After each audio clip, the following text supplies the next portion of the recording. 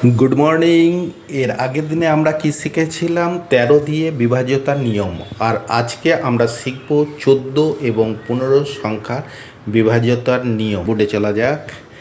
এবার 14 এবং 15 এই দুটো সংখ্যা দিয়ে আজকে আমরা তোমাদের শেখাবো। প্রথমে 14 সংখ্যাটা লিখে নিই। 14 সংখ্যাটা দেখো, 2 গুণিত 7 সমান কত? 14।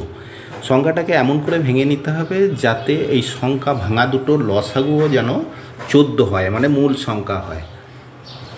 তাহলে এদের লসাগু কত হচ্ছে? এখানে 14। এলসিয়াম যদি 14 হয় লসাগু, তাহলে জেনে রাখবে নিয়মটা একদম পারফেক্ট। এবার একটা যে কোনো সংখ্যা লিখব এবং দেখব কিভাবে আমরা করছি। প্রথমে 2 দিয়ে দেখব, তারপরে 7 দিয়ে দেখব। তাহলে সংখ্যাটা প্রথমে লিখে নিই। 2, 3, 4, 5। দেখো সংখ্যাটা লাস্টে আছে ইভেন নাম্বার। ইভেন নাম্বার হলে তো 2 দিয়ে যাবে না, এটা 2 দ্বারা বিভাজ্য নয়।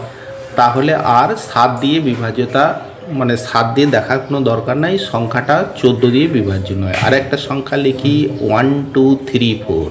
এর লাস্টে ইভেন নাম্বার আছে, অতএব এটা 2 দ্বারা বিভাজ্য। আর 7 দিয়ে দেখে নিতে হবে। 7 দিয়ে বিভাজ্যতার নিয়ম তোমাদের আগে শিখিয়েছি, a-2b। যদি না দেখে থাকো তাহলে 7 নম্বর ভিডিওটা গিয়ে দেখে নাও। 7 দিয়ে হচ্ছে এটাকে a ধরে নিলাম 1, 2, 3, আর এটাকে 4টাকে b ধরে নিলাম। তাহলে a-2b।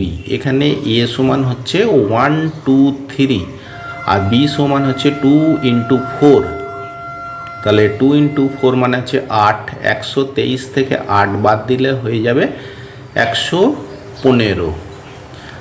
তাহলে 115 হয়ে গেল। 115 কি 7 দিয়ে বিভাজ্য? না, সংখ্যাটা 7 দিয়ে বিভাজ্য নয়। তাহলে পুরো সংখ্যাটাও 7 দিয়ে বিভাজ্য হবে না। পুরো সংখ্যাটা 7 দিয়ে বিভাজ্য না হলে 2 দিয়ে হচ্ছে, কিন্তু 7 দিয়ে নয়, তো এই সংখ্যাটা 14 দিয়ে বিভাজ্য হবে না। ঠিক আছে, দুটো সংখ্যাই মানে ভাগ করলে মিলে যেতে হবে। চলো, এবার আমরা 14 দিয়ে দেখলাম। এবার আমরা দেখব 15 দিয়ে। 15 সংখ্যাটাকে প্রথমে ভেঙে নেব। 15 সংখ্যাটাকে ভেঙে নিলে কি কি বেরোবে? 3 গুণিত 5।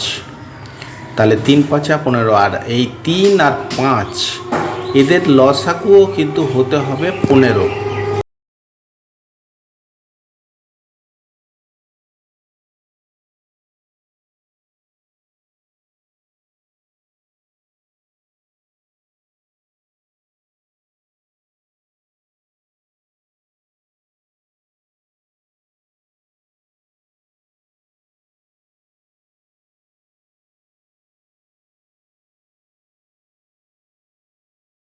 তিন আর 5-এর এলসিএম, এই যে এলসিএম কত হচ্ছে? তাহলে এদের 3 আর 5-এর এলসিএম হয়ে যাবে 15।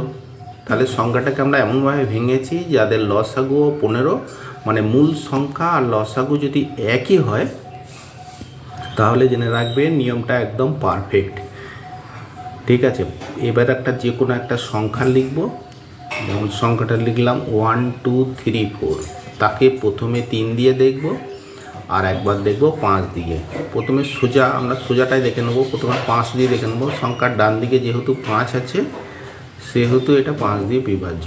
এবার কি করতে হবে? 3 দিয়ে নিয়ম হচ্ছে সংখ্যার ইউনিটগুলোকে যোগ করতে হবে। মানে প্রতিটি সংখ্যা যদি যোগফল 3 দ্বারা বিভাজ্য হয় তাহলে সংখ্যাটা 3 দ্বারা বিভাজ্য হবে।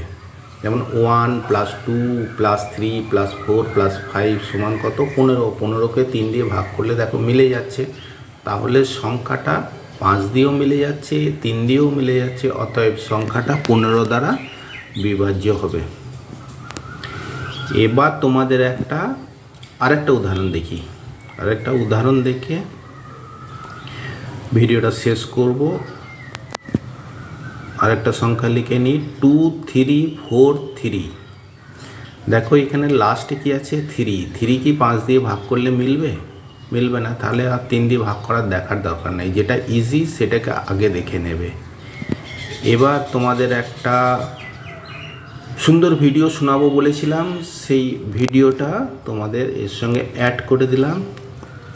এবং দেখো, এই গরমের থেকে খুব আনন্দ উপভোগ হবে।